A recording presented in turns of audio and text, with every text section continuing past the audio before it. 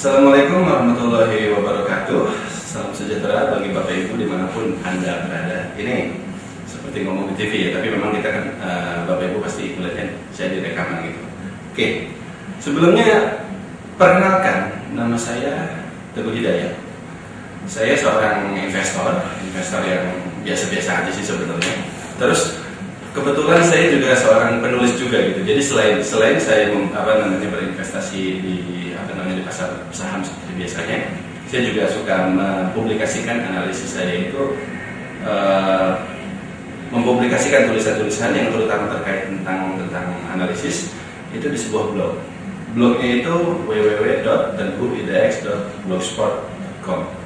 Nama blognya itu analisis saham independen. Kenapa saya sebut sebagai analisis saham independen? Ya karena saya sendiri dalam analisis segala macam itu bukan saya bisa menganalisis saham, namun karena saya tidak bekerja untuk perusahaan tertentu, maka saya menyebut diri saya sebagai analis independen. Nah, selain berinvestasi, dan dalam berinvestasi saya hanya di saham aja ya. Jadi di yang lain-lain seperti forex, terus reksadana, terus futures, terus obligasi, itu saya sama sekali tidak menyentuh. Jadi memang saya hanya spesialis di saham. Dan kalau diperinci lagi, lebih spesifik lagi itu adalah di fundamental. Kalau teknikal terkait trading seperti itu saya kurang paham seperti itu. Nah, tujuan dari pembuatan video ini ya sederhana ya. Jadi sebenarnya kan sejak sekitar setahun lalu saya mulai bikin seminar-seminar. Tapi memang selama ini seminarnya hanya bisa dilakukan di Jakarta, belum bisa ke daerah-daerah. Karena itu ya pasti dong banyak teman-teman Bapak Ibu sekalian yang mungkin ada di luar Jakarta yang atau mungkin juga ada di Jakarta tapi karena kendala waktu atau karena kendala jarak jadi nggak sempat datang ke acara seminarnya. Ya maka kemudian saya membuat seminar online seperti yang sekarang Anda saksikan melalui video ini seperti itu. Mudah-mudahan bermanfaat, dan mudah-mudahan kalau memang ini istilahnya bisa memberi Anda masukan tentang terutama tentang analisis fundamental, maka ya kedepannya kita akan bikin video-video yang kurang lebih serupa. Karena memang Bapak Ibu sekalian terkait analisis fundamental saja itu materinya luar biasa banyak sekali yang bisa kita pelajari tentang saham ini. Dan untuk video ini ya durasinya paling cuma 2 jam gitu. Jadi nggak mungkin istilahnya semuanya bisa masuk gitu. Jadi karena itulah kita di sini hanya membawakan satu topik saja dulu. Nanti kalau memang istilahnya ini video ini cukup banyak orang yang melihatnya gitu ya, maka insya Allah kita akan bikin video yang sama dengan materi yang berbeda. Oke, mungkin gitu aja. Jadi mungkin selanjutnya kita langsung masuk ke materinya, yaitu what if Warren Buffett invest in Indonesia. Kenapa di sini dapat judulnya itu Warren Buffett? Ya simple, karena memang selama ini beliaulah panutan saya, dan juga saya yakin panutan Anda semua dalam hal berinvestasi, karena beliau sangat sukses sebagai seorang investor dengan kekayaan kurang lebih 40 miliar US dollar pada tahun 2011 kemarin kalau nggak salah. Jadi seperti itu. Nah, hanya begini, karena Warren Buffett beliau itu kan berinvestasinya di Amerika, sebuah negara yang sangat maju, yang negara adidaya orang bilang, yang dalam banyak hal berbeda dengan Indonesia. Karena itulah ada beberapa hal di sana yang Warren Buffett bisa lakukan di sana, tapi mungkin belum tentu bisa dilakukan di sini karena perbedaan ekonomi dan lain sebagainya. Karena itulah kita mencoba mempelajari hal tersebut gitu. Kita tidak pernah tahu bagaimana apa yang akan dilakukan Warren Buffett kalau seandainya dia berinvestasi di Indonesia. Namun kita bisa mencoba meraba-raba, dan itulah tujuan dari saya membuat video seminar singkat ini. Oke. Kita mulai dari kriteria pemilihan saham ala Buffett. Nomor 1, nilai pembeliannya besar, antara 5 sampai dengan 20 miliar dolar. Itu berarti kalau dirupiahkan kira-kira antara 50 sampai 200 triliun rupiah. Kalau ada saham di mana nilai penjualannya lebih kecil dari itu, maka Buffett tidak akan membelinya. Kenapa?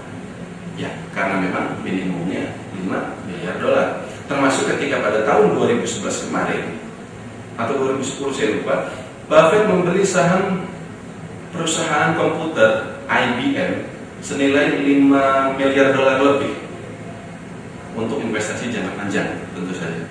Nah, kenapa Buffett hanya mau beli saham yang istilahnya dia harus mengeluarkan uang dalam jumlah yang sangat besar? Ya karena dia tidak mau menghabiskan waktu untuk sesuatu, untuk dia megang saham di mana dia hanya punya porsi kepemilikan yang sedikit.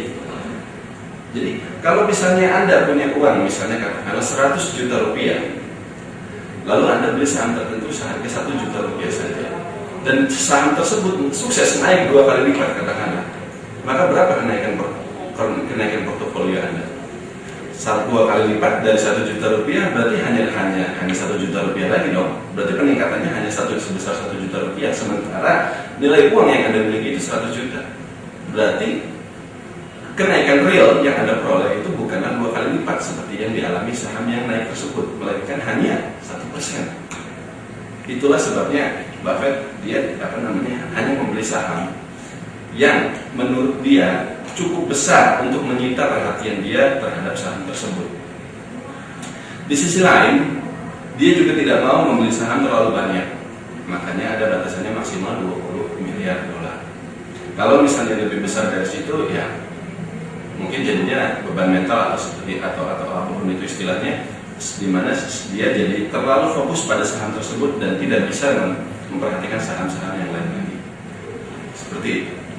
Nah, di sini memang angkanya besar sekali ya. Warren Buffett dia bilang minimum 5 miliar dolar atau 50 triliun. Saya yakin saya dan Bapak Ibu sekalian tidak punya uang sebanyak itu sampai 50 triliun rupiah. Karena itulah dalam hal ini mungkin nanti standarnya bisa kita perkecil, bukan 5 sampai 20 miliar dolar, tapi ya mungkin 5 juta atau berapapun itu. Nanti kita akan bahas di bagian berikutnya.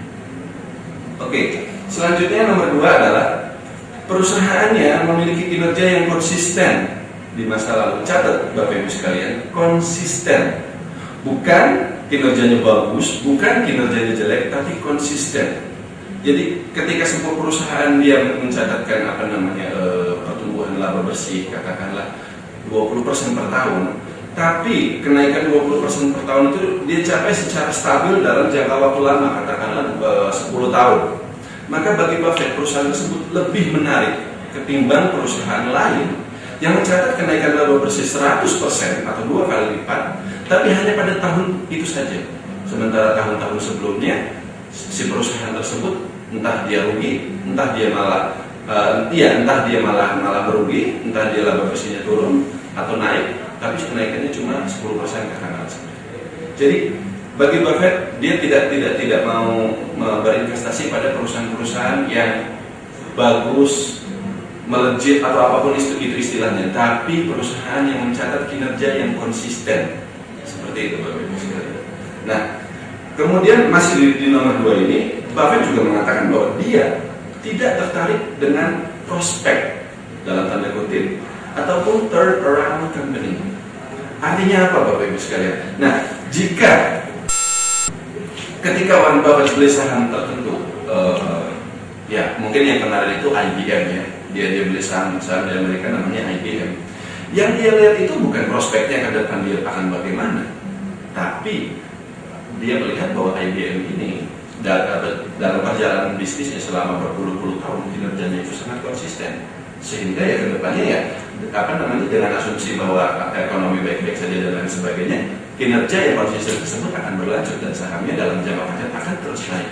Seperti itu Bapak Ibu sekalian. Jadi Warren Buffett itu dia tidak pernah tertarik kalau misalnya ada orang yang mempresentasikan di depan dia bahwa nih saya punya perusahaan nanti di tahun 2013, di tahun 2014, 2015 dan seterusnya laba bersihnya akan naik seperti itu. Tidak.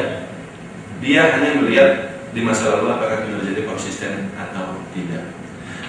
Demikian pula Warren Buffett dia tidak tertarik dengan turn around company, yang kalau dalam bahasa Indonesia mungkin kira-kira artinya perusahaan yang berbalik arah. yang tadinya merugi kemudian tiba-tiba menjadi untung besar, entah itu karena akuisisi, entah itu karena backdoor listing atau apapun itu. Dan memang di Indonesia sangat banyak sekali bukan perusahaan-perusahaan yang seperti itu yang dia mencatat kenaikan yang labanya tiba-tiba melejit, kemudian atau misalnya karena ada berita aksi korporasi tertentu sehingga sahamnya naik dan seperti itu. Nah, Buffett tidak juga beli perusahaan yang seperti itu. Jadi kalau misalnya ada perusahaan yang bagusnya seperti apa, tapi kalau di masa lalu perusahaan tersebut tidak memiliki track record yang kinerjanya yang bagus itu hanya diperoleh pada tahun tersebut, tetap Buffett tidak akan membeli saham tersebut. Seperti itu Bapak Ibu sekalian. Nah, kemudian nomor 3, memiliki pertumbuhan laba bersih dan equity yang bagus, serta hanya memiliki sedikit utang atau kalau bisa utangnya 0. Maksudnya pertumbuhan laba bersih dan equity yang bagus itu ya tentu saja itu adalah hal paling mendasar ya dari sebuah kinerja perusahaan. Kalau maksud saya begini Bapak Ibu sekalian, kalau Anda belajar tentang analisis fundamental, itu saya yakin